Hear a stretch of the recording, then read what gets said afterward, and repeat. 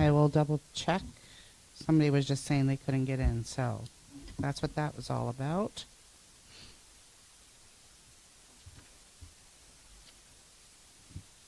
Okay. Hopefully it's on for them, and thank you. And we will call the meeting to order, and we'll start with the Pledge of Allegiance.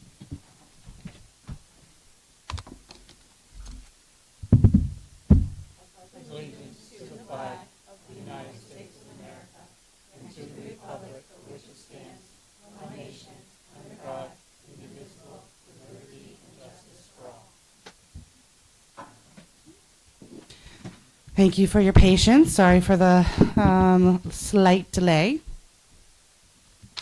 We do have an agenda adjustment to go over this evening, so we will be moving number 11.1, executive session, in front of 7, new business.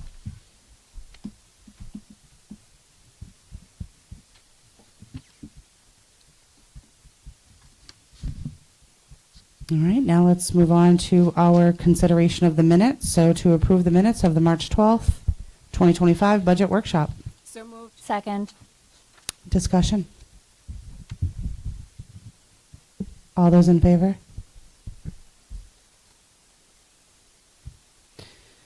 To approve the minutes of the March 19th, 2025 budget workshop. So moved. Second. Discussion. All those in favor?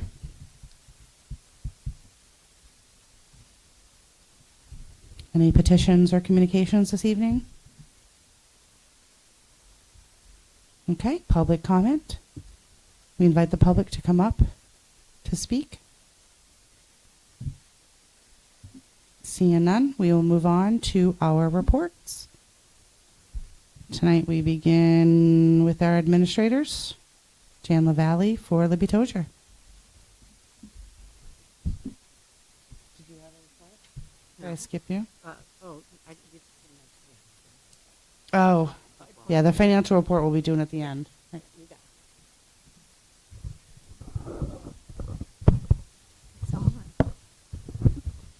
All right.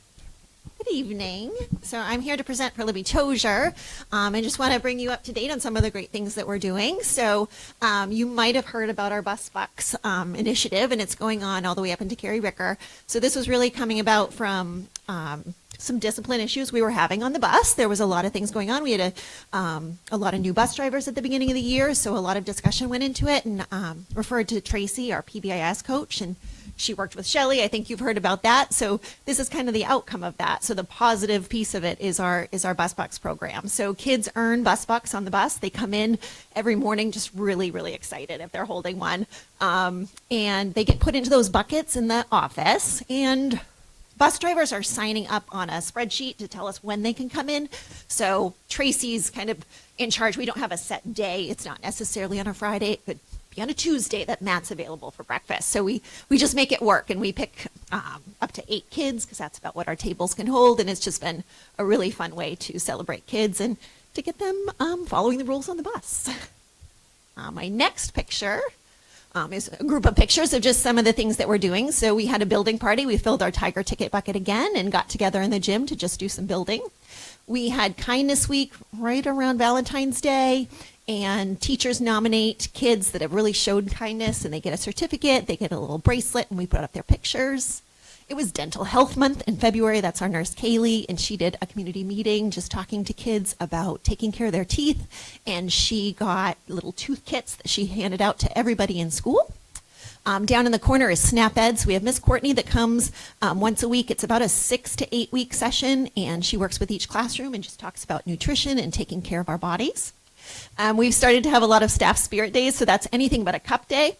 Really confused our kindergartners, really. There were some teachers drinking out of a cereal box. I had my saucepan. So we have a couple more staff spirit days that we're planning just to have fun together. And then the last corner is about the letters training. So we have quite a few teachers that have been involved in that, and it's extensive work that they've been doing, and it's finishing up in about 2 weeks. And just wanted to give a shout out to those teachers that are taking part in that. My last slide is about World Down Syndrome Day. So Down syndrome is a condition in which a person has an extra chromosome. Most people have 23 pairs of chromosomes, 46 in total. People with Down syndrome have an extra chromosome added onto the 21st pair. So they have 47 in total. That 21 number is important. So on March 21st, for the 21st pair, we joined in with Lots of Socks campaign for World Down Syndrome Day. Special education teacher Cassandra Wallace connected with the All Is Wells campaign and was able to get mismatched socks for students and staff for our celebration. We were able to have guests, Katie, Justin, Shelley came from our central office, join us for a story and a dance party in our socks. So you can see they're the mismatched socks there, and it was a lot of fun. Those links will take you to the place that sponsored us this year, and we're looking to have our own team next year. So that's it. Thank you, Jan. Now we have Cherie Poole for Sabattis Primary. Hi, good evening, everyone. So I'm excited to share some wonderful things happening at Sabattis Primary School. Recently, our students earned a glow party as part of our PBIS incentive program. This is the second whole school reward they've achieved this year. The first was a movie in the cafeteria during lunch, and students have been working hard to earn raccoon tickets, and they're already looking forward to their next reward. Their dedication to positive behavior and teamwork is truly paying off. And that's a couple of our staff members' children, if you can identify them on the left and the right. I feel like you have the best. It really is. It was a lot of fun. We had a special visit from Oak Hill High School students who came to read books as they had written and illustrated them themselves. Our students were so impressed by their creativity that it was inspiring to see young authors sharing their talent. This visit sparked excitement in our own young writers, encouraging them to create stories of their own. So we have lots of exciting happenings and upcoming events. A recent highlight was a visitor from the actor from the Public Theater down in the left-hand corner, and he led students in engaging improv activities. And this ties into our upcoming trip to see Aesop's Greatest Hits right over at Oak Hill High School, and students are busy making animal-themed props for their performance. Throughout the month, students and teachers have also been participating in the MLTI Winter Classic, a statewide event that encourages collaboration and creativity through technology-based challenges. At our next community meeting, all participants will receive and take home their MLTI t-shirt as a celebration of their efforts. We also welcomed Maine Audubon to our school, where students had the opportunity to learn about Maine wildlife firsthand. And looking ahead, we have even more exciting events on the horizon, including a visit to the Maine Wildlife Park, our step-up days for transitioning students, the Scholastic Book Fair, and our much-anticipated field day. So Sabattis Primary School is buzzing with learning, creativity, and community engagement. And so thank you for your continued support in making all these experiences possible for our students. Thank you. Jenny Hudner for Carrie Ricker.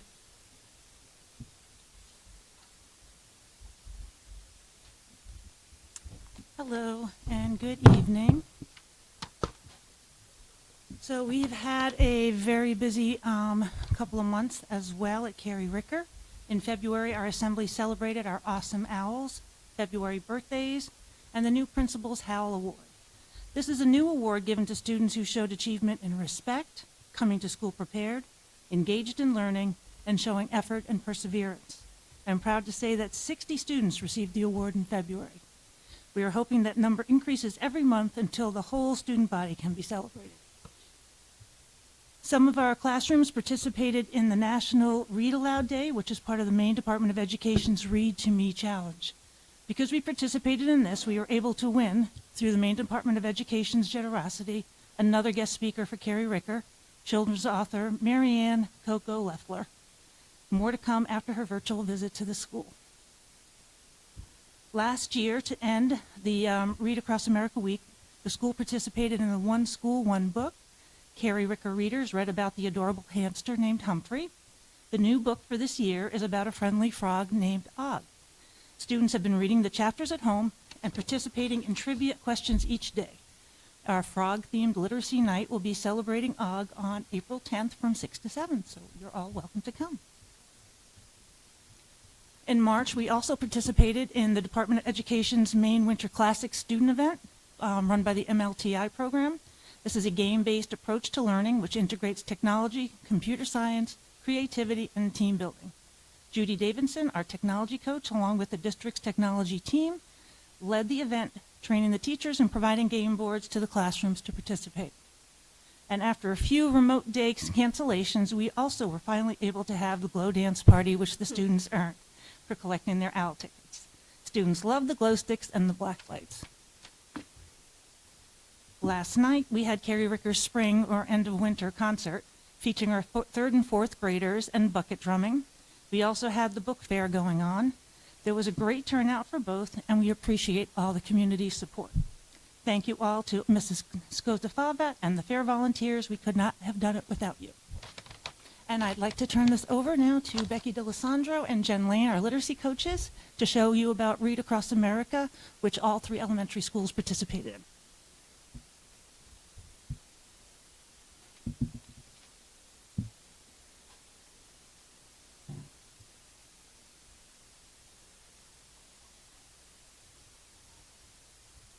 Hello, good evening, board members. Thank you for the opportunity to present to you tonight. My name is Becky D'Alessandro. I'm a district literacy coach for pre-K to second grade. Sorry, can you talk into the microphone? Yeah. Sorry to interrupt you. Thank you.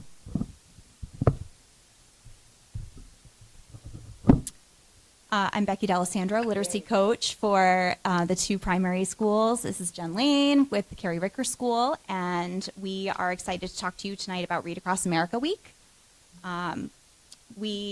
This event takes place annually in early March at our 3 elementary schools. You may remember this from previous years.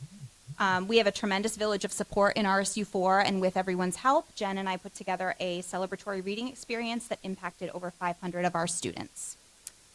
So you may recall that Read Across America was an initiative launched in 1998 by the National Education Association that promotes the value of reading to children across the country. It is celebrated in schools all over the United States. This year, our schedule of events was as follows. On Monday, day 1, we dreamed big. Teachers read books about hopes, dreams, future careers, and we were excited to welcome Lucy Ryu and the Oak Hill High School Readers Theater Drama Troupe to put on a performance for us. On Tuesday, day 2, we celebrated kindness.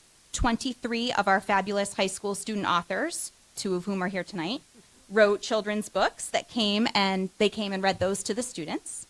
The collaboration and powerful learning opportunity for our oldest and youngest students could not have been made possible without the support of ELA teachers Katie Stubbs and Jeremy Young from the high school.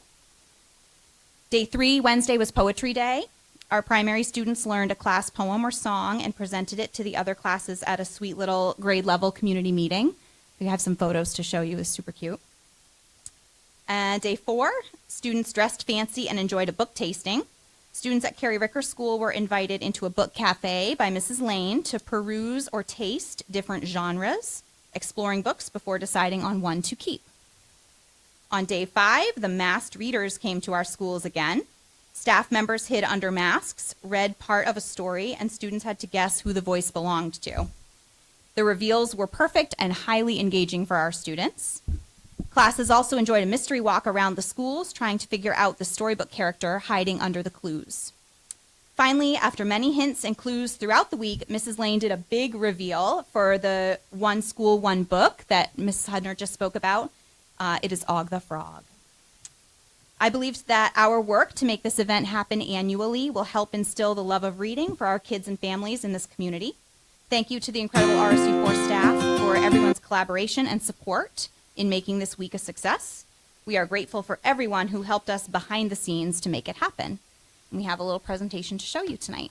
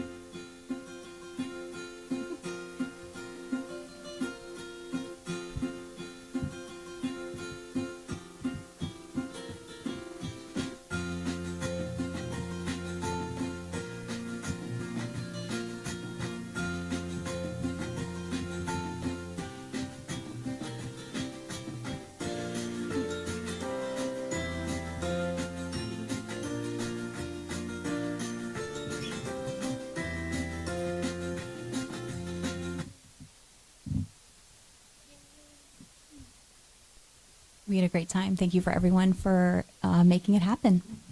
Thank you. Thank you. Thank you.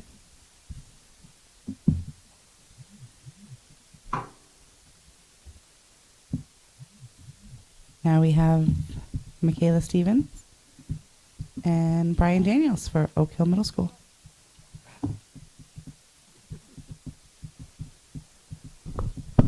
I love Read Across America. That was so wholesome. Makes me miss the littles. But we have some really great updates at Oak Hill Middle School, and we're gonna start off with our career day at CMCC, and it was very successful with our 7th graders going and learning about different opportunities and career paths that they can take, and it was a very successful day. Students were on their best behavior. They had a wonderful time, got to meet plenty of new people. And I just want to say a huge thank you to our students for representing us so well. Our school counselor, Jen Waterman, for setting up this opportunity, and then for our 7th grade teachers that went.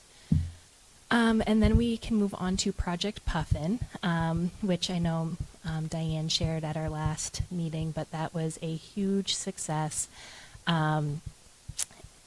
We raised over $1,000, so we definitely adopted one puffin. And then the rest of the money did go to Miss Stewart's family.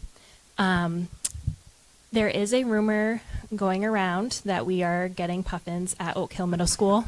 That is not true. We are not set up. You would have to talk to our maintenance director to be able to get that set up if we're going to adopt puffins, and I don't think that's in the budget for this year right now. But it was a huge success. I'm wearing my bracelets tonight. They actually did a wonderful job. They're beautiful bracelets, and they just learned so much about business ethics, financial literacy, and students are still talking about it. And it was a great opportunity. So thank you to Ms. Rinko and our 5th grade students for putting that together. Next, I do want to recognize Ms. Cody and her crew at National History Day. And this was an opportunity where students selected a national theme and presented in a multiple of ways. It was on March 8th, and we had some great students competing, and we actually have a couple students that qualified for the state competition at UMO on May 3rd. So that is huge. And I also want to thank the chaperones for making that day possible. And if you look over on the top left, CJ Sparks was featured at the Portland Art Museum and recognized, and I think that's just such a wonderful opportunity for our students. So I do want to say a huge thank you to Miss Williams for the art that she creates with her students and creating an opportunity for the student. I'm so excited to see where she goes with her art throughout her life. And then we can go to the bottom right. We had some students take action. They took a bucket outside and they started sprucing up Oak Hill Middle School once all of the snow went away before it came back. They just took some pride cleaning up our playground, and it was a job well done, and it wasn't asked for, and it's a great, what is it called when? No, a great character quality to have in such young students. So I was really impressed with that. Sorry about my lack of words. And then I also want to highlight our parent-teacher conferences. We had 194 families show up for parent-teacher conferences. It was a wonderful turnout, and everyone left just smiling. We have such good connections with our community, and I just want to say thank you to all the teachers for putting in so much work to make that night so successful, where it's such a short amount of time that you're talking about your students, and for all the families that take the time to show up and meet. And it really is a huge team effort to make those relationships successful and to be all on the same team and supporting our students moving forward. Slide 2. Just want to do a quick committee update. I'm not going to read everything on here. I'm just going to highlight. I've shown you a couple bullet points on each one before, but I just want to show you what we have been focusing on the past couple committees. And we've really looked at our RTI rounds for multi-tiered systems of supports, that first red column. And RTI is a response to intervention, so it's meeting students' needs where they are, closing gaps, and also having enrichment activities for our students to help students grow in the way that is particular to them. We also have been looking at our resources, and I do want to say a huge thank you to Diane Whalen again for cleaning out our closet, and then also documenting every single resource that we had. We went through that as a committee today, and it's so nice to be able to go in and just have materials in order, organized, and it's something that we don't necessarily have the extra time to do, but it is such a priority, and so to have someone come in and do that for us took a lot of time that we didn't have to put into that, and so I do want to say thank you to that. That was a huge help, and it was very much appreciated by everyone.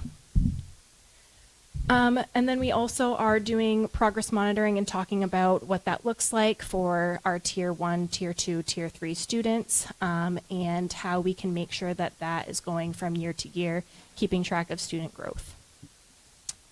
Next is attendance. We have been working on increasing our communication with families and having more attendance meetings with stakeholders, whether that is making plans with families, whether it's sharing data of instructional hours. All of that is super important when coming to attendance, as it is something that we want to focus on and make sure that we're increasing attendance every single month.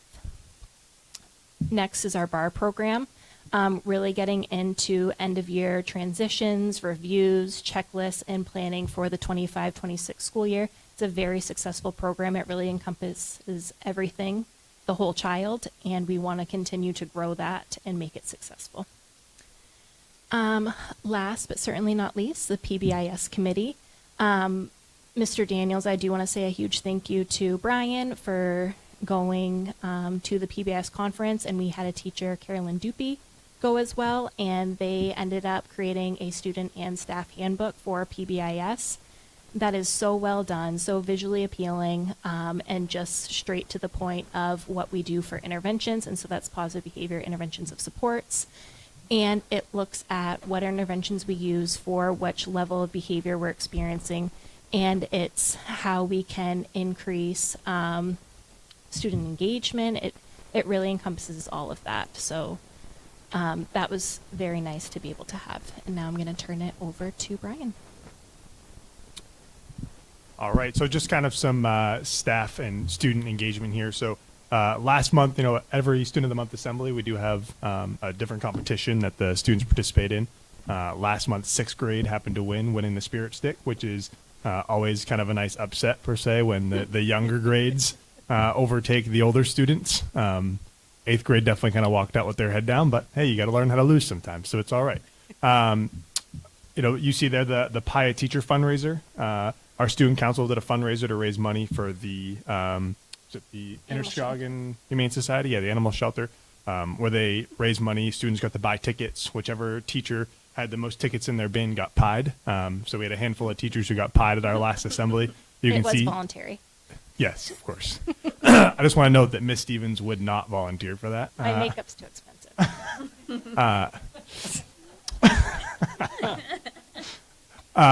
The pieing was definitely a big hit. The students were erupting. The staff was erupting. You can see some of the pictures there on the left. I think that's Mrs. Nickerson in the middle, who had a full pie just like totally covering her face. And a lot of us questioned why Mr. Stanley was the only staff member who didn't have a hairnet on. We figured we'd figure that out maybe next year and get him one. Moving on, staff of the month, we did have Mrs. Clark and Mr. Redstone were our 2 staff members of the month the last 2 months. And we also had some Teacher of the Year nominations, Mr. Stanley and Mrs. Anderson. And then kind of just giving a shout out or an announcement for this Friday. So at this month, Student of the Month Assembly, kind of in line with March Madness and the college basketball scene, we do have our student versus staff basketball game, which should be pretty exciting Friday afternoon. So I'm not sure if the staff is actually more excited than the students are. They were drawing up plays today after school, and I was like, all right, remember, this is like about the kids, you know, and I got told, pick and roll, Brian, pick and roll. I'm like, okay, we'll get there. Is Ben playing in that? He is, yes. You're in trouble. Yeah. He told me today my job was just to get him the ball. I said, all right, that's fine. I get it. Yeah. So that's kind of closing out the month. And I did just want to close putting in this little plug for softball. We were able to find some baseball coaches at the middle school, but we are desperately looking for one additional softball coach.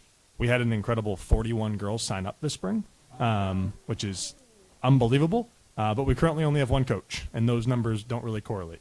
So we're really looking for a second softball coach to help out there. The season starts April 7th, so we have about 2 weeks. So again, if you know anyone interested in coaching softball, please send them my way. This has been posted online, and we've been reaching out to as many people as we can because we might have to cut some ladies anyway, but a second coach would help reduce that number by quite a bit. So. And if you want to watch the basketball game at 12:20 on Friday, 12:20, it's going to be an event that you don't want to miss.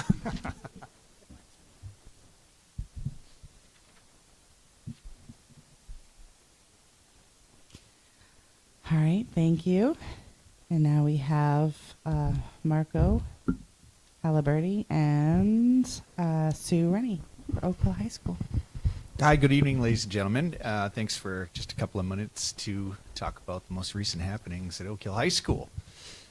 So once again, it's been a busy few months since we last checked in. As I've mentioned, the high school has been working on developing a continuous school improvement plan to identify strengths and areas of challenges. We've recently completed our analysis of our key data across content areas, and the implications for the school improvement plan, and I've linked to both of those documents in here for your reference. The data reveals commonalities across categories for our review, and the review will result in detailed solutions to our challenges. The second document takes the implications from each of the commonalities groups, then according to and groups them accordingly to specific categories. The indicators within each category are suggestions of way we may improve that specific category. So, for example, for academic engagement and success, we can research ways to increase student motivation and connectedness to school, and it's been quite the process, and it rolls on. Thanks. The high school has been very busy with several events, including Winter Carnival, which showcased school spirit and working together. Students participated in dress-up days, cooperative games assembly, and dance. The winners this year were the sophomores. Sorry, I was just looking over there at those guys. You can turn it. The sophomore, did you guys get that? The sophomore? Okay, just making sure. The sophomore. Additionally, during the week, the school participated in its first takeover day at Lost Valley. Physical education teacher Tim Farrar. They organized the event, getting over half the school to participate in skiing, both alpine and Nordic, snowboarding and snowshoeing. The day was a blast due to the warm weather and excellent snowpack. The huge thanks to all who helped support the day, including Lost Valley. On the takeover day, students who did not attend the event participated in fun activities at the school. There were Mario Kart tournaments, board games, and sports, and students earned points towards their totals for Winter Carnival. And finally, although the time between February and March vacations is long, we've been making the most of the time. March Makes a Difference, a community outreach fundraiser, has returned with the school collecting items for animal shelters, and we are also doing clothing drives for those in need. We also hosted a during the school day unified basketball game against Lewiston. The event may be the highlight of the school year from my perspective, with the entire student body cheering both teams on. I especially enjoy the singing and dancing to YMCA by all of those in attendance. And we also hosted our annual 8th grade student and parent night last week with a wonderful turnout. Incoming freshmen were welcomed home to Oak Hill and participated in a brief informational session, Raider passport activity, and viewing of club organizations and sports offerings. I really enjoy the event just because I get to talk to lots of parents and students about the high school experience. And that concludes my report. Thanks. All right, thank you.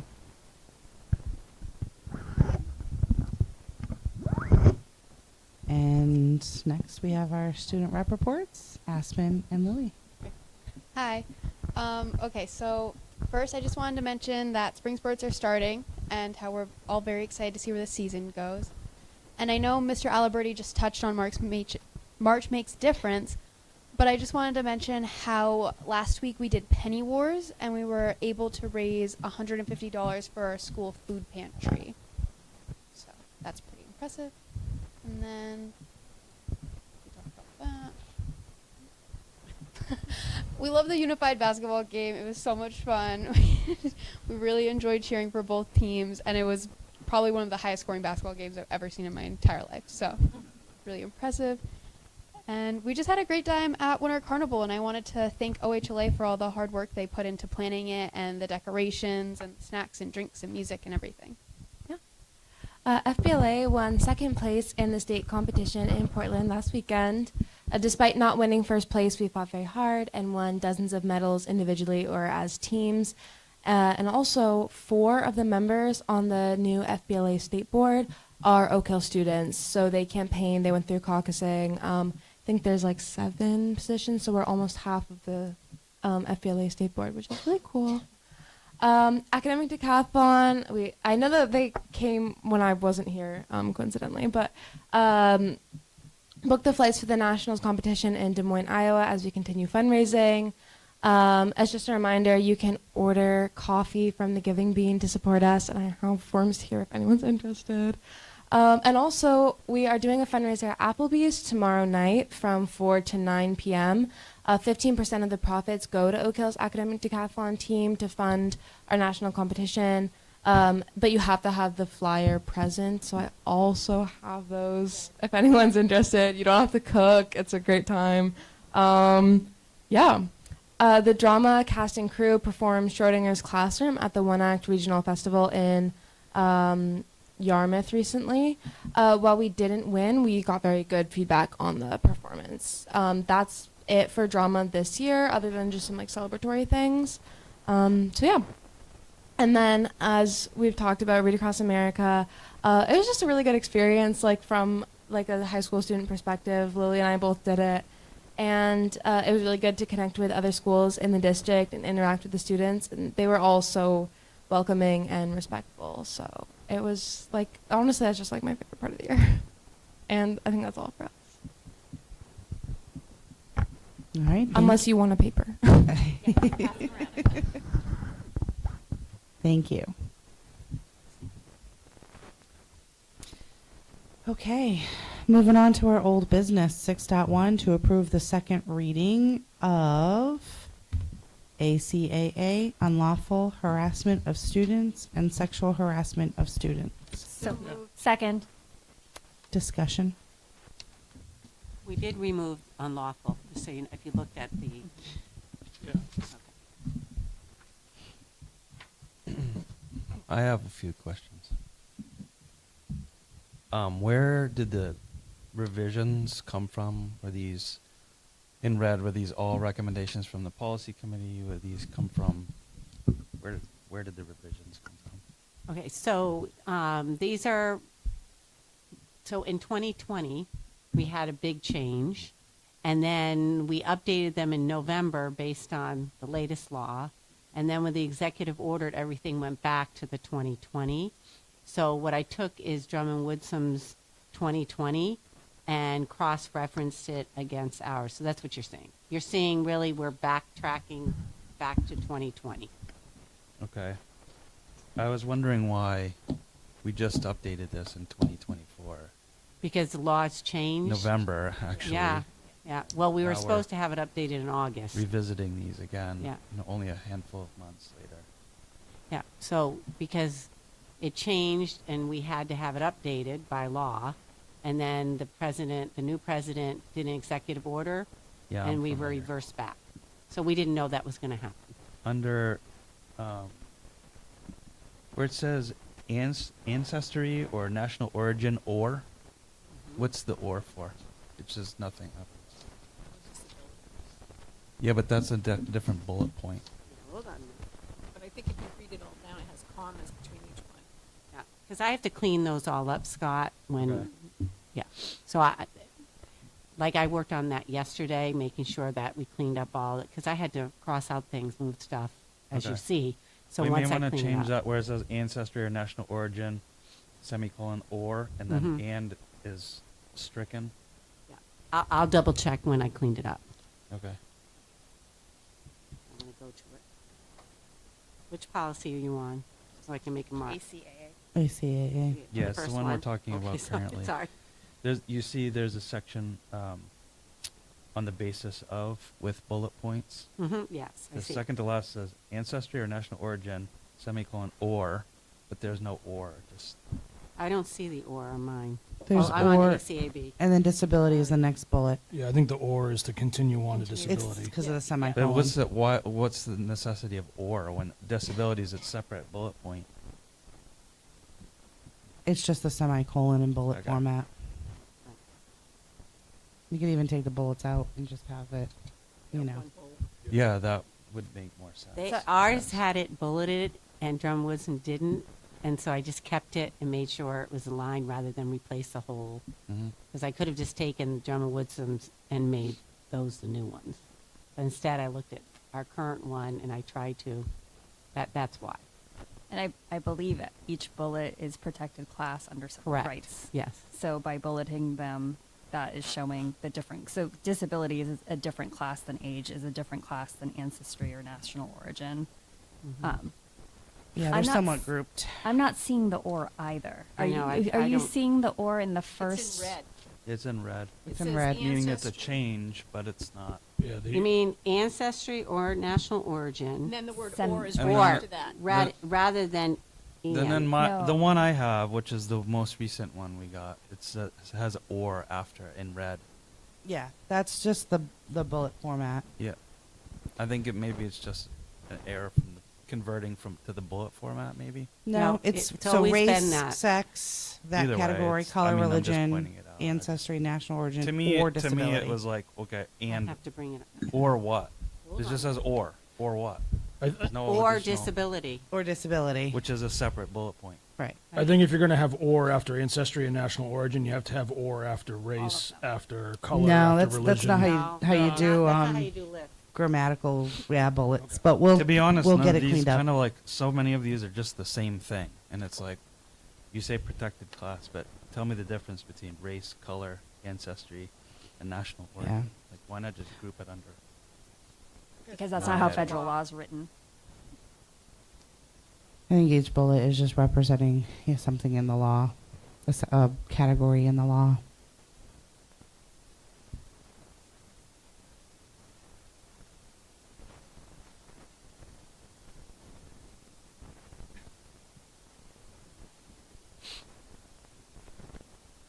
Do you have anything else, Scott?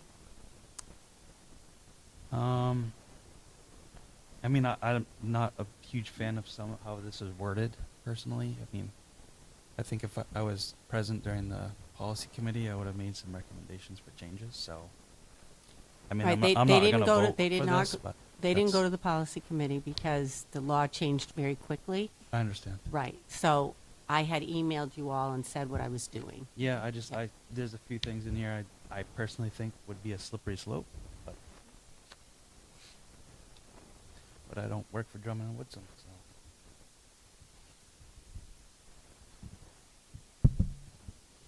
Any other discussion? Okay, all those in favor? All those opposed? Abstain?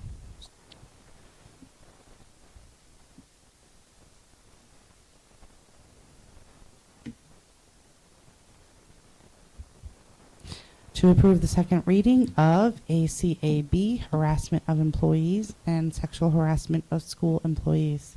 So moved. Second. Discussion.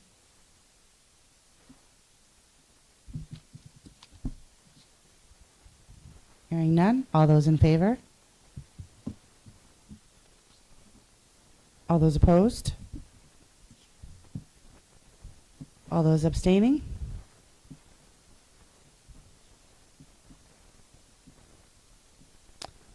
To to approve the second reading of AC, non-discrimination, equal opportunity, and affirmative action.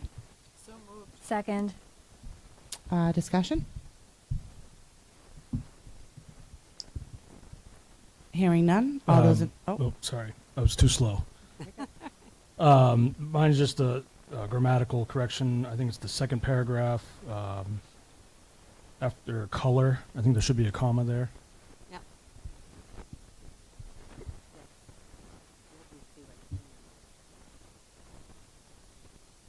Yes.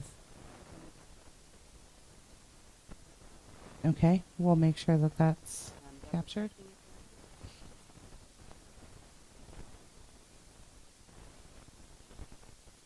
It has a comma.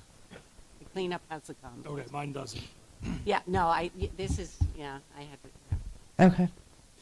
So with comma, any other discussion? Diane, can you make sure you're into the mic, please?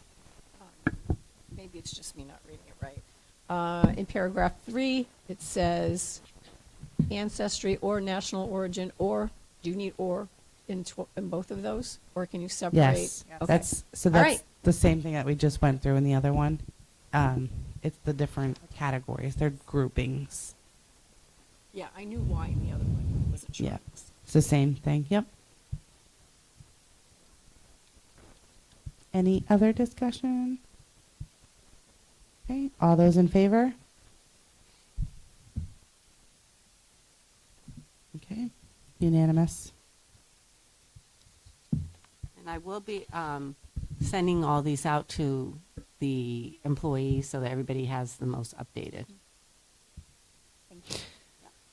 Okay, on to 6.2. This is to review the feedback summary of the board self-evaluation ratings, and got some good information from the board.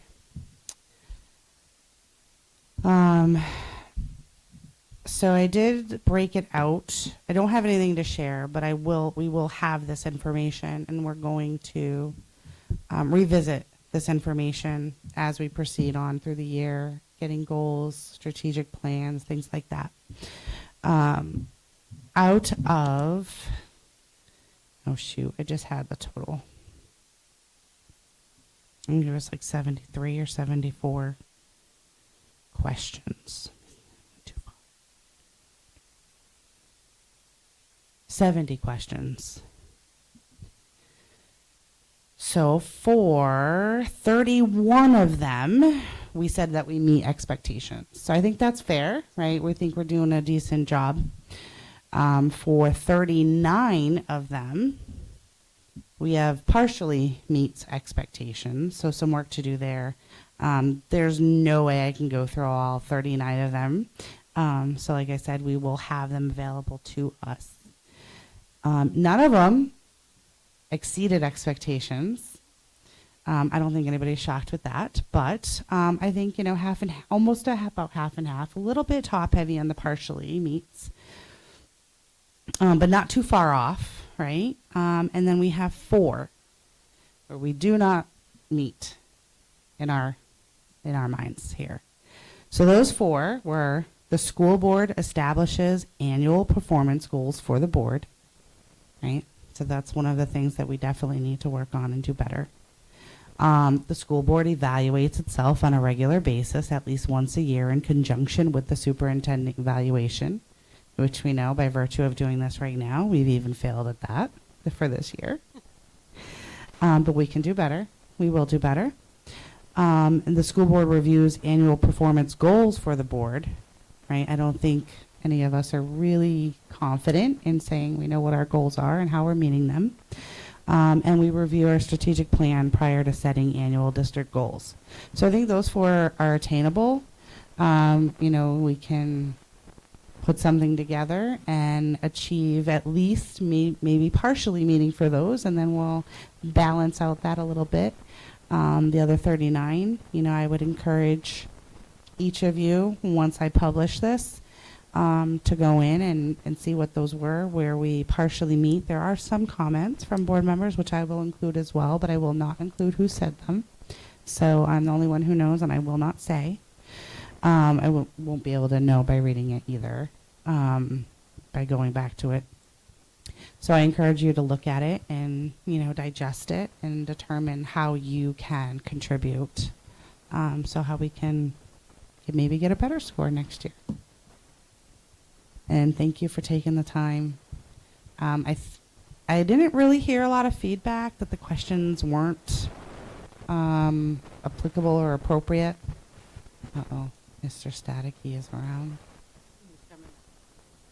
No, he's not Mr. Staticky. We have a mic that we called Mr. Staticky, right? It was just starting getting a little bit of feedback. I don't know what happened.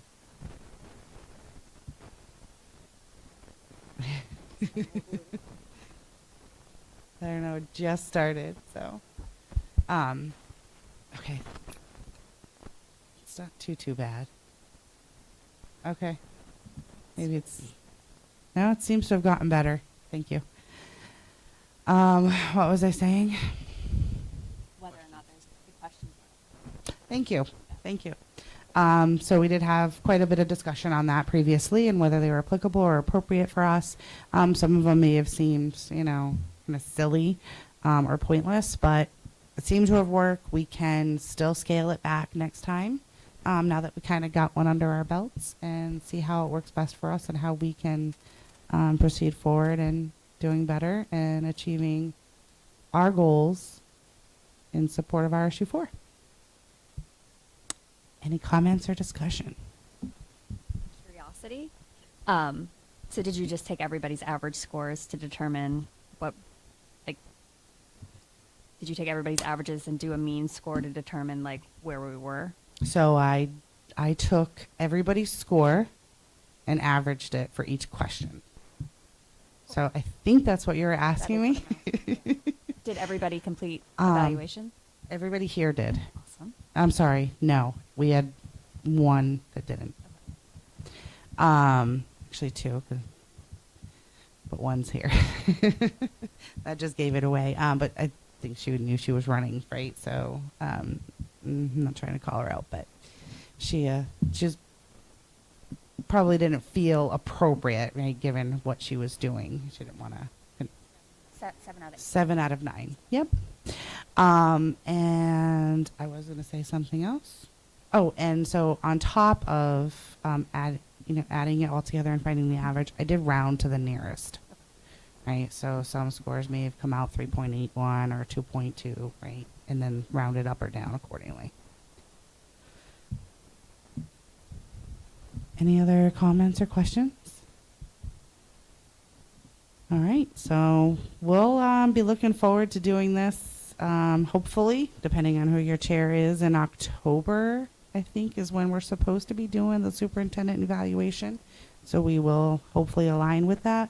And what I would recommend is maintaining the same type of process. But what I would do is put a drop down. Right, I think that might make it a little bit easier for some folks who struggled with the rating, because I just had to make it up on the whim. It didn't come with it, and there were some spelling errors in the actual document that were transferred into the spreadsheet. So I think I've cleaned that all up as well. So that's that. All right, and oh, yes, let's do that. Let's do that. We have another agenda adjustment that we should have made. So apologies. So we are going to now skip to 7.3 to approve the senior class trip to Boston on Saturday, May 10th, 2025.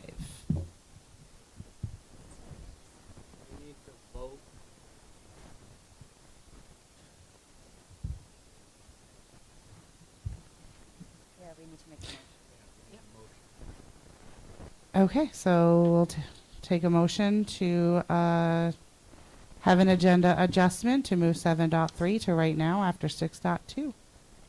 Second. So moved. Then second. Oh, there we go. Discussion. All those in favor? All right, thank you. Hi. I'm Tess Gray. I am a math teacher at Oak Hill High School and also co-head advisor for the class of 2025. Thank you. And we are planning our senior class trip, seeking approval. We're taking or want to take a day trip to Boston on May 10th. And just an overview of what we plan to do that day in Boston. Arrive at Oak Hill at 6:30 in the morning. Make sure all the bags are checked, and we head off to Apex Entertainment, just outside of Boston, where we'll start the day with bowling and mini golf, laser tag. There's an arcade there. Lunch will be provided at that facility. And then from there, we will go to the New England Aquarium and spend some time walking around, checking out the exhibits. Then we will go to Quincy Market for dinner. And after that, we will go on a sunset cruise in the harbor. And I think that's supposed to end around 8:30, and then we will depart back home to Oak Hill High School. So just a fun day in Boston. We've got, we tried to make this trip as economically accessible to as many students as possible. So the per student cost that we're down to after our fundraising is $75. And at this point, we also have an individual fundraiser going on where anything that a student earns in that fundraiser will directly go towards their cost for the trip. So we have some students who have completely covered that cost with their fundraising. I think we've done enough fundraising to cover the coach bus, and then just all the other little events are what students need to provide for. But yeah, that's our itinerary and the cost. We've got right now 47 students signed up, and we've got 5 chaperones, including Mr. Aliberti. And yeah, do you have any questions or? Yes. Is dinner on your own? Dinner is at Quincy Market, and yes, students will be paying for their own dinner. Yep. So I coordinate a lot of youth trips, and Quincy Market actually will do like a really interesting group rate where you can pay like $15 and they can choose. It's the way to go. We'll look into that. I can connect you with that if you guys choose to do that, because then it makes it more affordable. Absolutely. For the students. Yes. Same with the aquarium if you haven't already made those connections. We've got a really good rate at the aquarium. good. Yes. Thank you very much. Yes. Any other questions? Okay. All those in favor? Yeah. It's unanimous. Thank you. Thank you. Oh, that's okay. We're approving it. Oh, we just did the motion for the agenda adjustment, yeah. right? Look at Motion. Motion to accept Boston trip as presented. Second. discussion. All those in favor? Thank you. Thank you. Following Robert's Rules of Order was one of the things we meet expectations on. So thank you for keeping, us in order. Okay, so now we will move into our agenda adjustment stated earlier into 11.1 to enter into executive session pursuant to 1 MRSA 405-6A contract negotiations. So moved. Second. Discussion? All those in favor? Unanimous.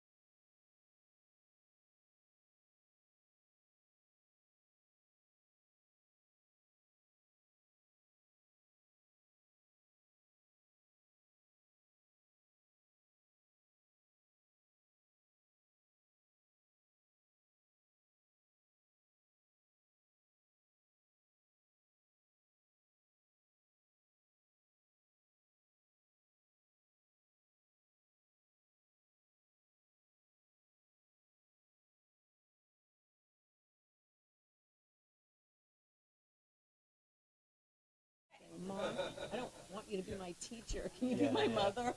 Like, that's when it got scary.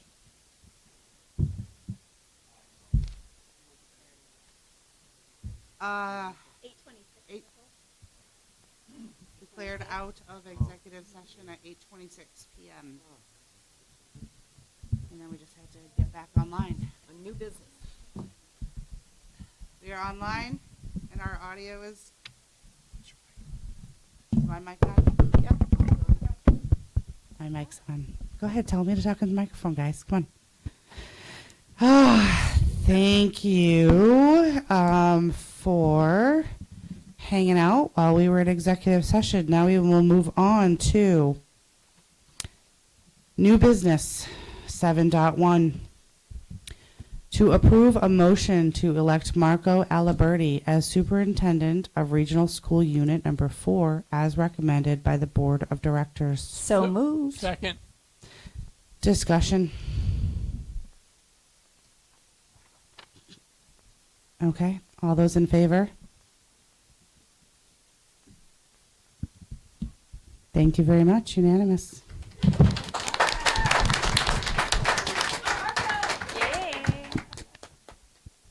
I have a question. I'm sorry, question, no, good. I'm going to be Bob. Oh, yes. So, Marco, why do you want to come to RSU 4 and be their superintendent? Thank you for being Bob, that's funny. Good one. Come talk to the microphone. We need it. Would you like to come, as you are present this evening?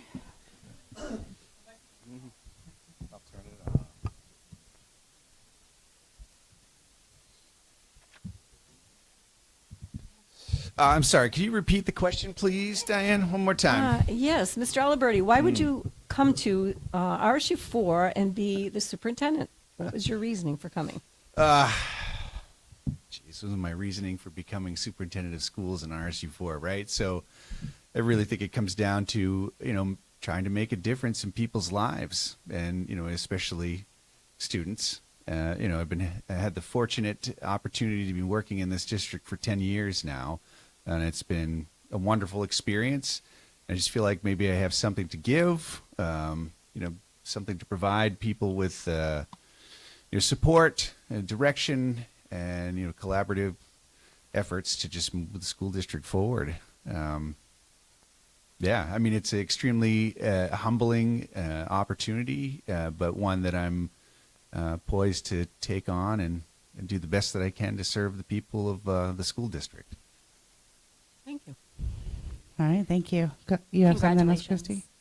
Congratulations. Thank you. Appreciate it. Any other questions, Diane? Any? No, I'm all set. Anybody from the board? All right. Okay, thanks. You're free to run. Back to the audience. You're our representative. Not run too far. Okay, on to 7.2 to approve the first reading of the following policies. GN, family and medical leave. So moved. Second. Discussion. Hearing none. All those in favor? Unanimous. To approve the first reading of IMBAA, Alternatives to Biological Dissection. So moved. Second. Discussion. All those in favor? Unanimous.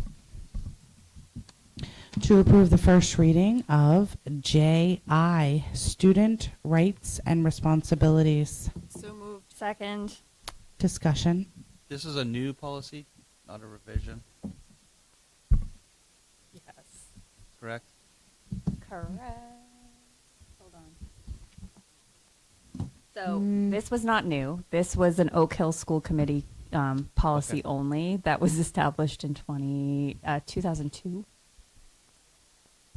So it needed to be updated for language, most particularly the language of referring to the school board as the school committee, and then some updates to be in line with the executive order and civil rights laws.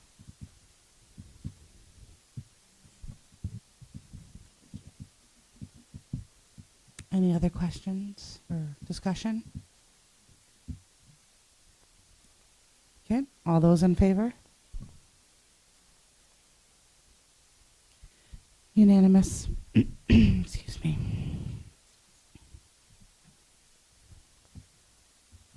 Sorry, the only thing about doing electronically is I have to flip back to the other page. And to approve the first reading of JJIBB sportsmanship. So moved. Second. Discussion. This Yes. is the This is new a brand policy. new one. And where did the policy come from? And correct me if I'm wrong, but it did not go through policy committee, correct? It came It did. So, are you good? No? Yep. Yes, it did. It did go through policy committee, yes. And I got it from Maine School Management through their policies. And Brian and Jim read it over. And didn't we always also, oh, it's late. Didn't we also look at other local districts and their sportsmanship policy for this one as well? Yes, but this one seemed the most clean cut Yep. of, yeah. This is a starting point, if later you want to change things up. This one is the one that's the standard one that folks can use from Maine School Management. And when we read through it, it highlighted the things that we thought were important. Was there any discussion in the policy committee regarding the traditional public forum of a sporting event? Say more. Traditional public forum. It says in the policy that it's not a public forum. Was there any discussion about that verbiage at all, or? No? I don't think we did talk about that. Okay. Is that something that you'd like to, this is first reading, this is where we make revisions. Mhm. Is there pieces that you'd like to either? I would personally just do some more. I would like to research it a little bit more, look into it. But I wouldn't. Well, I wouldn't make any recommendations for revisions, not knowing what I was looking at. Yeah. I mean, it refers to a school event, so our school policies are in place when a school event goes on. So it isn't a public forum in the sense that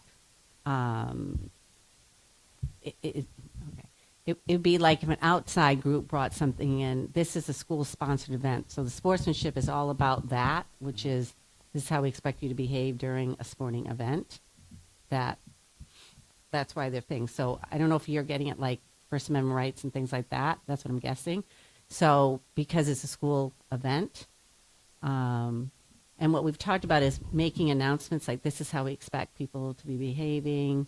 This is, our core values, things like that, so that everybody knows this is the expectations of players, audience, fans, coaches, that type of thing.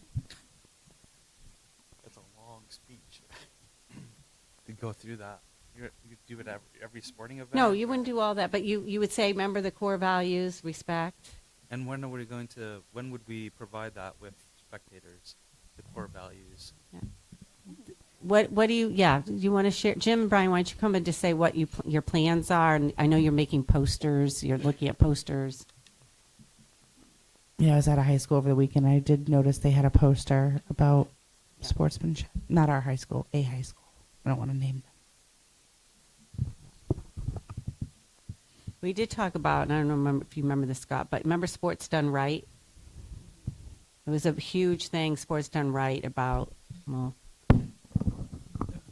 when my children were in high school, and they would announce Sports Done Right, what it means and so forth, and then they would have big banners. So we did talk about that. Yeah, so we do already do announcements before games. It's a short little spiel about sportsmanship and respecting the opposing fans, the officials, and players that are on the court.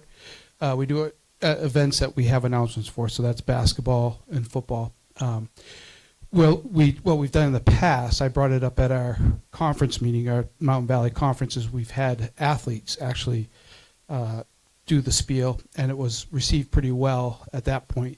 I don't know why we went away from it, but that's something that we're looking at. We're also looking at putting banners that I took from another school about sportsmanship to put them up in different places around our athletic fields. It's not a long spiel. It's about 15 seconds, 20 seconds.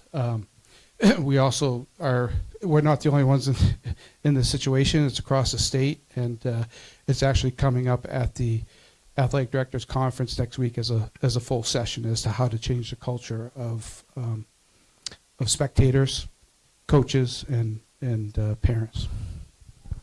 Yeah, just to be transparent, so historically we did not do those pregame scripts at middle school games, but we did at the end of this season as issues started to arise. The big barrier will just be athletic events where we have speakers at. So, of course, soccer, baseball, softball, we don't have audio systems to make those announcements, but during the basketball season we can. Something else Jim and I have kind of thrown around is typically if we have a player who gets ejected from a game, they're required to do a sportsmanship training online through the National Federation of High School Sports, and then they get a certificate showing that. So we've even talked about maybe seeing in the future if that could extend to fans, and just kind of having that conversation and saying, you know, if a fan gets ejected, we're going to require you to do something before you can come back into the event, on top of meeting with an administrator or just having that extra conversation to reinforce our expectations and what it means to have positive sportsmanship. So those are, you know, just a couple of ideas that we've been kind of chatting about and trying to figure out what's going to fit best as we move forward. Go ahead, Robbie. I guess one question.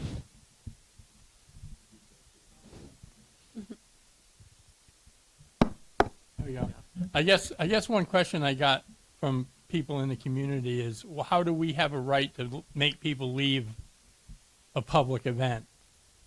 And I guess this speaks to that, right, Katie? That this scholarship policy says that we have a right that we can ask people to leave a public event if they're not following our, code of conduct and our rules of conduct, right? Yeah, I think that's what this policy Right. addresses. It doesn't happen very often, but Right. But yeah, it's there in case we run into a situation that we've run Okay. into recently. But a policy doesn't supersede a law, and if it's a public place, unless they've broken a law, you can't really ask them to leave. Yeah, you can. Yes. You can ask, but they could decline. We can have you removed, For what? breaking our code of conduct and our rules of Yeah, but again, sportsmanship. if a policy does not supersede a law, But sometimes what will happen, like in this latest event, the officials will not continue the game Right. unless the spectator leaves. I think where it comes into line is that you're categorizing this as a school function and not a public function. So that's where Yeah. you would have the authority to do that because it's not a public event. Right. It's a school event. Right. Because we're about safe environments. So, right, like what happened at the game, the person was warned, the person was asked, and then when they're obviously disrupting the game and not being able to move forward, they have to be escorted out. That's why a lot of games, we haven't had to have that lately, but some games have police officers at games.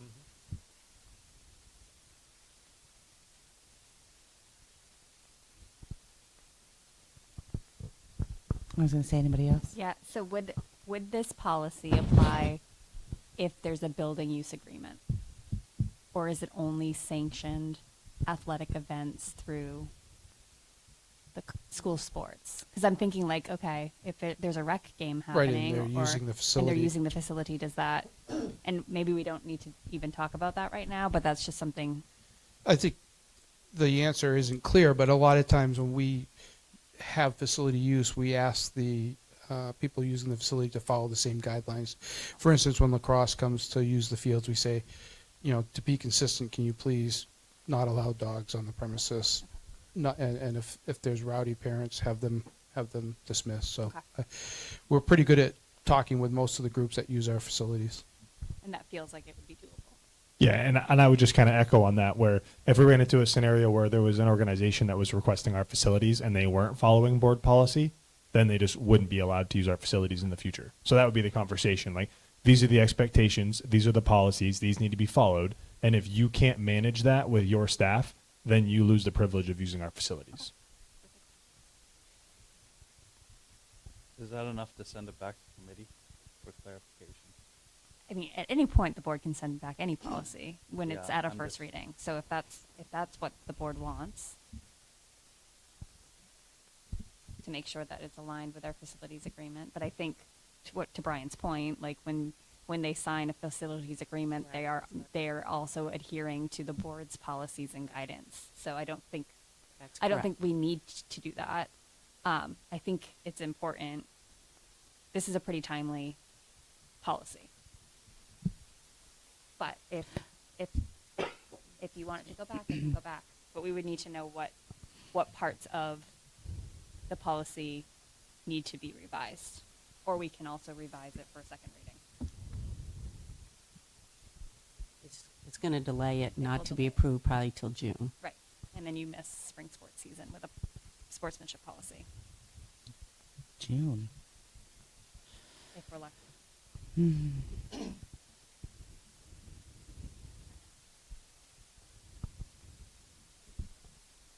The way to send it back to policy would be to not approve the motion.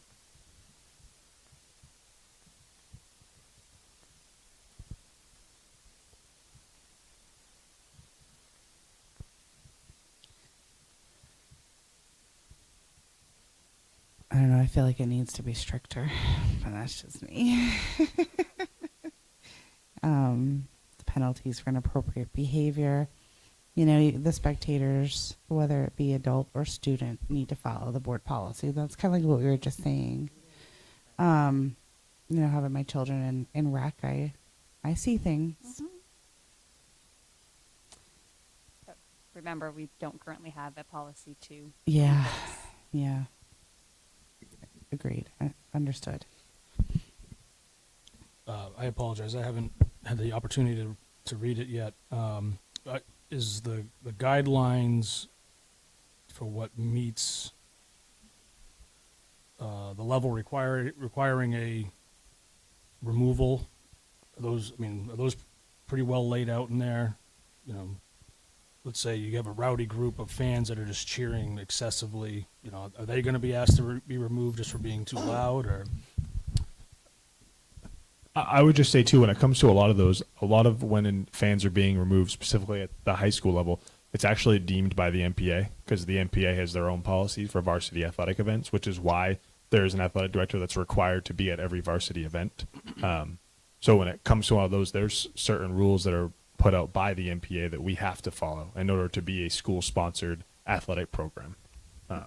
So whatever's not covered in this, as far as like strictness, would fall under the MPA piece, which really outlines what is or isn't tolerated. And that kind of goes to what Jim said, where a lot of it falls upon like the referees or the officials. Because a lot of times if they get to a scenario where they don't feel safe, comfortable, or they think something's inappropriate, they at times will be the one that dictate who stays or who goes. Okay. And in that moment, you know, if an official tells one of us someone needs to leave, they're kind of the trump card. And Matt, the policy's written proactively, not punitively, so it doesn't say what not to do. It says what's expected. So the way the policy could be interpreted is if the behaviors were exhibited opposite of how they're listed in the policy. Just want to make sure there's no gray area. Mm.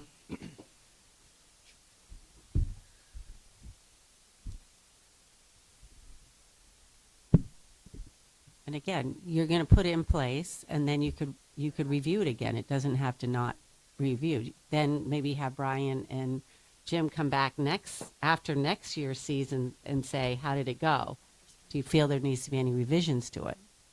This will be our first, attempt to have it. And they've been very good to meet with parents when there's been a disagreement. And I think most of them have said, how have the parents responded when you've had to speak to them? Yeah, they were embarrassed and felt like they didn't act appropriately and were very, very sorry, and in a lot of cases it hasn't happened again. And from my past experience, they learned their lesson after the first time. Once they can't come to another game, that's pretty good punishment.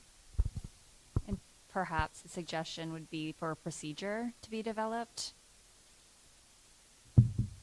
So first we need a policy, and Yeah, then there that could be makes a procedure sense. in terms of how, because if we didn't have current athletic directors, they won't have the historical knowledge of what has happened. So if we could codify that in our procedures, then we have kind of guidelines of what would happen if. I mean, that's laid out in an athletic handbook, so that, I mean, we could add that to a staff handbook. Yeah. My worry of okay, I know we want it black and white, but there's always a lot of gray. Yeah. So to say somebody does this and this, I mean, then they're going to be spending the evening going, is that a first offense? Is that, Not so much that, but like what does a first offense look like? What happens? Right. Not what the behaviors look like, but like More so I'm like, just- what, yeah. what do you need to do to get back? yes. But Right, I like mean- you were saying, like that But what training. if the first offense is so egregious that you have to just right, that's why I think you Yeah, can't, that's true. you'll have to So maybe leave it up to Yeah. the Every the coaches situation's and different. it's true. I just proceed, once you put it in, then it's I good. know. Rather than they could work on something to go in handbooks. Yep. And we Like, could just reference it. here's our sportsmanship policy, here are things that could cause you to be suspended from a game. Yeah. Or, you know, Okay. yeah, they could work on that, and they can bring that to us. I mean, at the committee. And we address it process. at parent meetings prior to Yeah. the season as well, Right. so that they know what the expectations are prior to the season. Mhm. But without a policy. Unlike some of our other policies, like there's no way for you to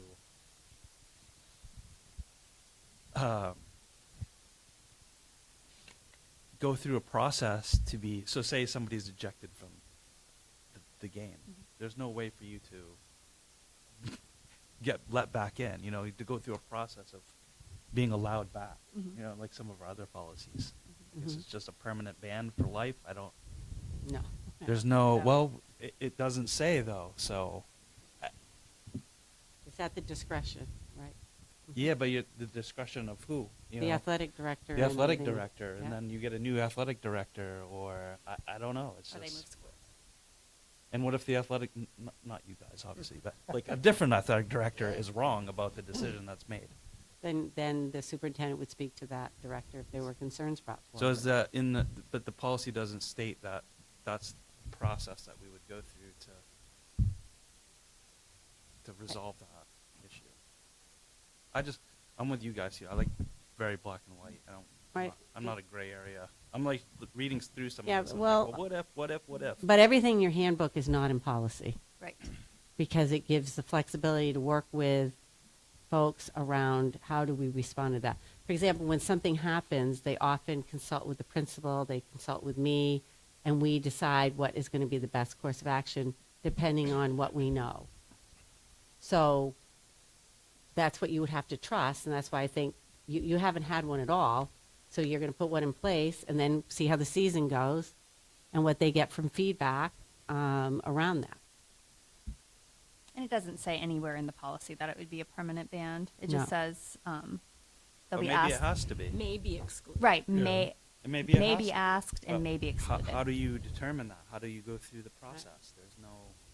There's nothing written as far as a process is concerned. But MPA has a process. Or no. Do they? Well, what exactly are you So asking? if a spectator was ejected from the game, is there a process through MPA that says There's a general statement, but they leave it to the local schools local because every school's different, every situation's different. So they leave it to the local schools to determine that process. And I think to your point, Scott, part of that, the conversation I mentioned earlier about the sportsmanship training online, that's things that we're kind of working through to see, like, how can we develop some sort of a practice or procedure that can be followed or outlined in a handbook that reinforces what you're saying. So that's kind of in the works. I think this is kind of laying the foundation. And then once that foundation is laid, we can kind of work together and then collectively as a district come up with those pieces. Yeah, I'd also be interested to see what Well comes said. of that conference or your regional meeting that you mentioned. we're not alone? No, we're not. No, there was one that happened 3 days after ours. So And it happens in rec too. Oh yes. And they're teeny tiny littles. They just want to play. No one's going to. My son is not going to be in the NBA. Sorry. He's not. I love him. He has fun. But no. You don't need to go that crazy. Like, he's not that good. He does it for socializing. Should we table this one for revision consideration until Mr. Palmer and Mr. Daniels have come back from their, was it a, So I think what we were trying to do is see if we can get this in place, because right now we have nothing Okay. that they can point to should something occur again, right? We want to get something in their back pocket that they can have for their support. I don't want to table this till next year, right? I want to table this as soon as you guys have some additional information. I don't know how we do that though. So my Like, my recommendation would be to send this through, and then if there is revisions that need to happen because there's information that's learned at this conference, then we can make a revision. I'd also like to see the posters too. Yes. When you guys develop those. But I think this is just first reading, which means it comes to us for second reading, and spring sports season starts April 6th. Did you say? For the middle Started school, now. April Okay. 7th. Yeah, we You're started. already we started this started. week. So in order to make this policy fit what the district needs, we need a policy, and then we can make revisions that would Right. improve it for fall season, winter season. moving Right. At this point, it wouldn't even come for second reading until April 9th. Correct. April 9th, which is 2 days after you start. middle Right. school. Yeah, and we wouldn't be into games until after vacation. Okay. Which Good. is where you have the issues. You're both in support of the policy I am, yeah. Yeah. And I think especially with future adjustments and kind of working and Molding growing. it. Yeah. I think more detail in the handbook is important. I think the policy is good, and then more detail in the handbook about the process that you spoke of. Can we add can we refer, since some of our policies we refer to like the student handbook, or we refer to different things, can we refer to the athletic handbook in this policy? That's a good idea. That way it talks.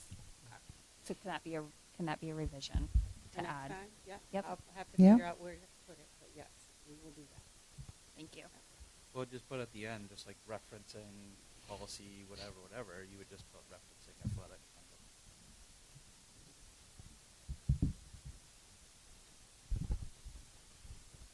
All right. So since it's going back, we don't have to take a vote, right? No, take a vote. Take No, a it's not vote. going back. We're moving it toward vote first. Oh, you're reading. moving it to second Yes. with that, With that with, The added so we're handbook. gonna vote on the addition of that athletic handbook. And then we're gonna Make a new motion. Actually, we don't need a motion to add the revision because we are in first reading. This is where we make revisions. Right. So you will vote with that addition for second reading next meeting. So Correct. the motion on the floor is to approve the first reading of JJIBB sportsmanship. So, So moved. we already had the motion, So now we need to right? vote. We were just in discussion. So So call are the we vote. approving the motion? Yes. Call Because it. we just had a first reading. All right, let's all vote. I just want to make sure we knew what we were voting for. I know, yeah, I hear you. All those in favor? Unanimous. All right, thank you. Okay. Now we have, sorry, I have to get back my agenda. 7.4, to approve the contract renewal of administrator beginning July 1st, 2025 and ending June 30th, 2026. Brian Daniels, Assistant Principal, Oak Hill Middle School. So moved. Discussion. All those in favor? Unanimous. 7.5, to approve the contract renewals of administrators beginning July 1st, 2025 and ending June 30th, 2027. So, yeah, I mean, well, we haven't signed it yet, right? He hasn't resigned and he hasn't signed yet. So, so that's why he's on here twice. So that may have been a little bit confusing. But this is to approve them collectively as they are all under the same agreement. So we have Margot Aliberti, Principal, Oak Hill High School. Sue Rennie, Assistant Principal, Oak Hill High School. Melissa Gagnon, Guidance Director, Oak Hill High School. Jim Palmer, Athletic Director, Adult Ed Director, Oak Hill High School. Michaela Stevens, Principal, Oak Hill Middle School. Jenny Hudner, Principal, Carrie Ricker School. Norma Jean Audette, Technology Director. So moved. Any discussion? All those in favor? Unanimous. All right. We have no other business this evening, and that brings us to our committee reports. So we have Finance and Facilities and CAI that both met this evening that probably both have an update, and then we still have a little bit more. So do I need a motion now or at 9? Let's just do it now. We are coming upon 9 p.m. this evening. So do we have a motion to extend past 9 p.m. to finish out our agenda items? I need a motion that we extend the meeting past 9 o'clock to finish our agenda item. Administrators are free to Thank you. leave. Get late. But thank you for coming this evening. So we have a motion. Do I have a second? Second. Any discussion? All right. All those in favor? Unanimous. All right, committee reports. We have Finance and Facilities. Okay. The pressure's on to make this very quick. We approved the minutes from February 12th was our last meeting. We went over updates on investments, talking specifically about CODs through the Androscoggin Bank, and pressure's on trying to get this done quickly. We've already motioned. We're good. We can stay on. Okay. Oh, wow. We have all Now the night. pressure's on. I gotta go to sleep at some point. So we were discussing again, as the stuff we discussed last time, about trying to accrue more money through interest rates through CODs, and it seemed like there's a lot of benefit to be gained from that. What does that mean? What is COD? I knew you were gonna. Certificate of I deposit. kept writing CODs. Certificate of deposit. I know what that means. Oh my I didn't God. know what COD was. I was writing quick. My pen wasn't working Oh, very I well. get what you're doing. All right. CODs. So, You're getting tricky.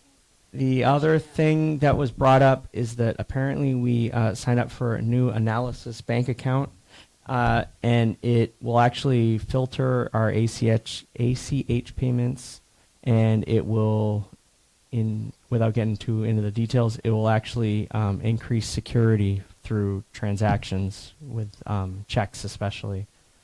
So that's another positive, which also allowed for us to have a better interest rate because it is more secure. Right. We went over some new business. We went over the February financial reports. They're pretty much right on. We're about 2/3 through the year. Most of our revenue, for the most part, is give or take a couple percentage points, is around that 66% thing. Nothing really stood out. The only thing that really had any kind of major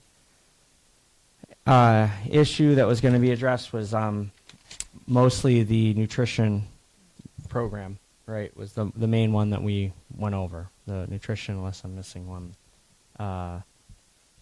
So that was with the financials. The capital asset list review, we did get a list of capital assets, and we discussed a couple of items on there, specifically the wood pellet boiler, in which case we were going to discuss. That was put on the agenda for the next meeting, right, to go over that a little more in depth about, because it has a lease and all that stuff.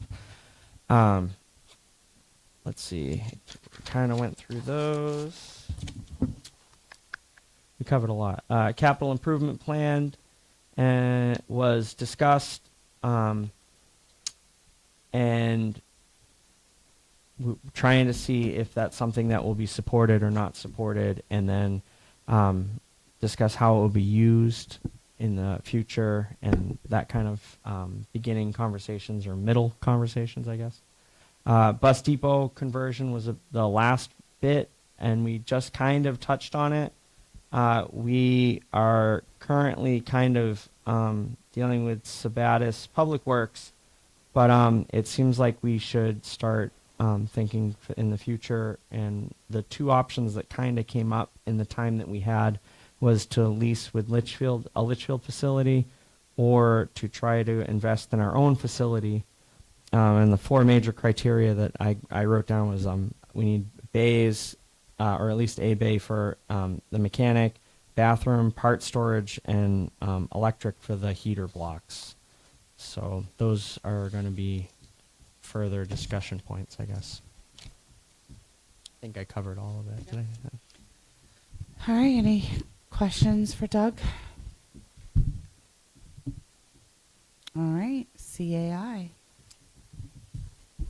We met tonight, and Norma Jean came in and shared with us a draft communications plan that the district has, that different administrators are taking part into helping to implement that.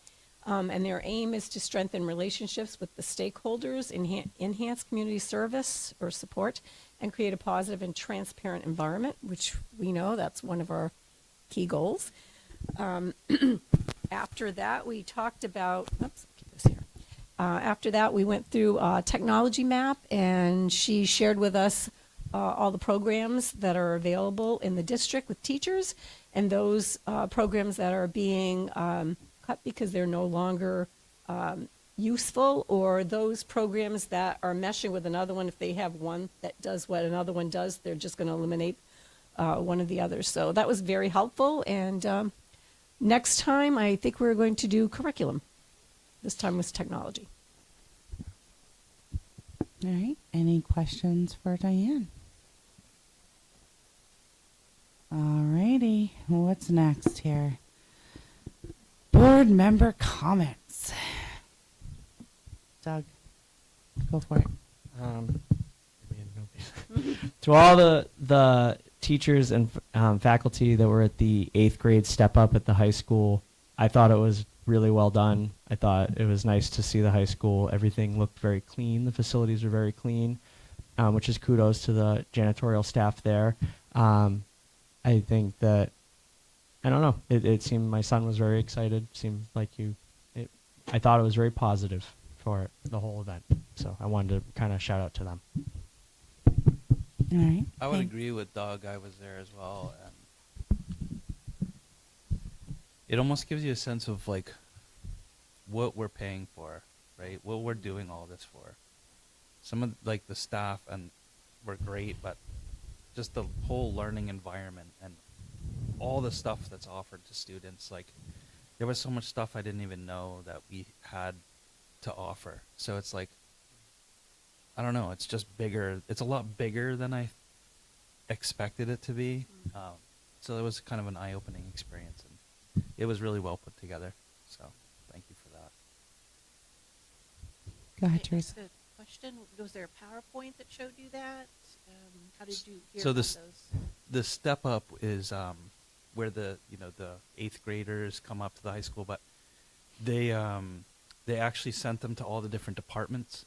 So they got to meet a staff member at all the different departments. We got to tour like the whole entire facility. We go in the wood shop and the art room and the music, like everything that's available. So you get to see everything. And then all the groups and the sports and the extracurriculars all have little tables set up so that they could get kids to sign up for it and tell them all about what the little organization was. It was really cool. It's like visiting a college campus. It was just like visiting a college campus. Yep, that's what I would. Nice. It made it seem real mature, like they were like grown That's up. Like that was older, the impression I got too. Yeah, It was felt great. like a very mature. Yeah. We went with my son, and I have 3 other kids, and all my younger ones couldn't wait to go to high school after going to that, because it was like, this is pretty. You can do all of this. Like, this is amazing. Yeah. They kind of forget in like 4th and 5th grade or whatever. Like like there's more than just English. There's French. It's great. Yeah, there's French. Latin. It's great. Can't believe you guys I know, I'm thinking, oh, his son. And Yeah, yours. double numbers. Anybody else? Go ahead, Christy. So Carrie Ricker is having a book fair right now, and they still need volunteers. So if there anybody out here listening, or any of our board members that are willing to give a few hours to work the book fair, to Thursday, Friday, and then they're extending it Monday, connect with Jenny. I was able to give a morning on Tuesday, and it was really, really fun. So if you have some time. Can I say one more thing? He's left the building, but I do want to welcome Marco. I think that we picked the right guy to help heal the community and bridge the gap between our public education and the public. So, congratulations and best of luck, Marco. If you're hearing me. Yeah, thank you, Marco. We'll quiz him if he goes back and watches the recording. Or if he's, on his YouTube, on his phone driving, listening in. Anybody else have comments? I wanted to thank Carrie Ricker and the music department and everybody else involved with the music department and the book fair. So I did go last night, and that was the most original, creative, unique concert I've ever seen. And what it was, for those of you who don't know, is the kids did not sing, and they all banged on drums, being buckets, like, the stomp and whatever, kind of like they had drumsticks, and so cool. It was very nice too that the 3rd grade went first and the 4th grade went second, because there's no way we'd all fit. Because there's so many community members coming out to that. My parents also went, right? So it's not just the parents, you're getting grandparents, you're getting friends, family, and uncles, and cousins and stuff. And then the book fair, which was, I think that's perfect, right, to have it open. It was very, very nice and organized. But I know that there's a lot for them to do. And then I wanted to note about the Read Across America, where my son actually thought he was going to taste books. So, I mean, I think you guys are, the teachers and the staff, and this year is just so different. They're coming up with really great, unique ways to keep the children engaged and involved and excited. So I just want to thank everybody for that, as well as welcome Marco, who did skip out of here, which he's got an early morning, so we did let them go. But just and thank you to everybody here. Tonight was a very long night. We've had a lot of long nights and a lot of weeks, and we just we're almost there. So. Thank you. Keep putting forth your effort. I'm very happy with, what we're doing, what we're trying to do, what we want to accomplish collectively. I feel like there is some unity forming, and I want to keep that momentum going as we go through our next and hopefully final budget workshop next week, April 2nd. And then on to the budget referendum. I'm sorry, the closing referendum, and then our budget meetings and whatnot. So if you have any additional questions, concerns, data requests, whatever, for the budget, if you can get those into myself and really Katie, and then she can, get them to where they need to be, so that we can make sure that we can be ready to vote on a budget sometime soon in April, hopefully. April, or maybe early May, the latest. I don't know what we have for dates yet for the public. May 14th. Which is a regular meeting, so we will not have So we will not have a regular meeting May 14th, since that's what we're tentatively, or is it like scheduled? Yeah, it's scheduled. All right. Scheduled is May. We're hoping to have our budget approved and to the public for a public hearing, public referendum vote, May 14th. No, the referendum's not till June.